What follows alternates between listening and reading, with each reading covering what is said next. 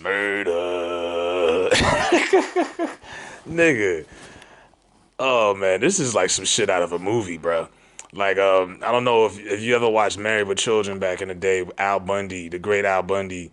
They used to always, it was like a running joke. Al Bundy was went to Polk High, and he was this all-time, all-state running back. He had rushed for 4 touchdowns in the game-winning touchdown drive for the championship. And then 20 years later, he's a loser working at a fucking mall at a shoe store. He's a shoe salesman. This is some Al Bundy shit. 20 years ago, Ja Rule was on top of the world. I wouldn't say he was the hottest rapper in the game because Nelly sold 10 million with Country Grammar. Eminem was a top artist, Jay-Z, DMX. But Ja was somewhere in the mix in there. If you would have told me in 2000 that Ja Rule would be where he's at now, I'd have been like, what? Now we know the story, the beef with 50 kind of wiped him out. And then the whole thing with the feds and Irv and them, the feds raiding the office, and Irv is doing something on BET now for people who still watch that. So we already know, what happened to Ja, but it's like something out of a film. Like his career got so fucking stagnant where the checks ain't coming in, so he got to do something to pay the bills, to keep food on the table and, keep his kids fed. So he puts on Twitter yesterday that he has a tax company that he's not working for. He owns it, according to him. So he's trying to push this tax company because tax season's coming up. So he says it's tax season, and it's a simple one of those places, kind of like TurboTax, I guess, where you walk in and do your own taxes and you walk out with cash in hand, whatever. And he also says we do credit repair. Now, someone who has probably no credit, who has been through hell and back, who hasn't necessarily had a bounce back, is trying to sell you an opportunity to rebuild your credit and do your taxes. And motherfuckers gave him the business online. Like, nigga, you the last person that should be trying to help somebody with their taxes. And the trust issues that people have, because he was involved in that fucking Fry Festival scam in 2017.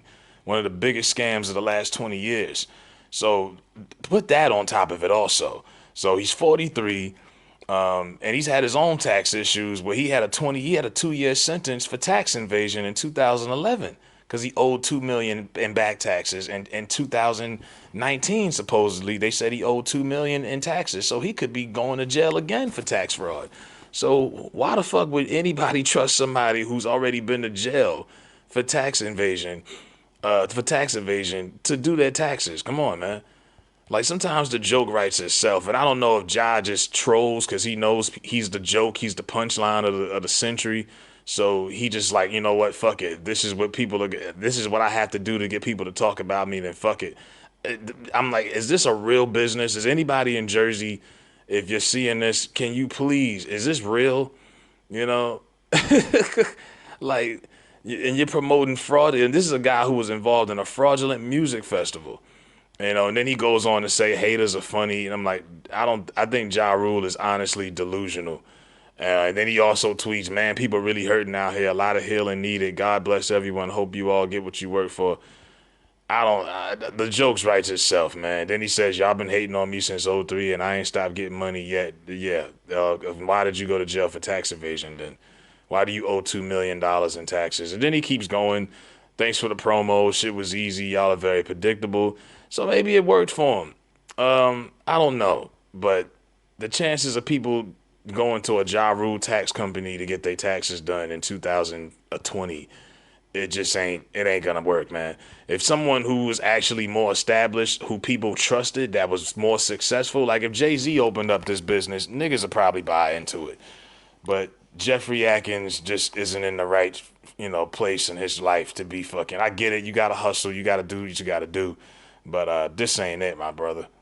This is not the move. You're just embarrassing yourself every single time. Just like when he performed at the halftime show for the Milwaukee Bucks game, half of the audience was on a bathroom or a smoke break or getting a hot dog, and he was out there performing in front of maybe 200 people. He constantly puts himself in embarrassing situations where it's hard not to fucking clown him because he constantly puts himself in clownery situations. So I don't feel sorry for Ja Rule.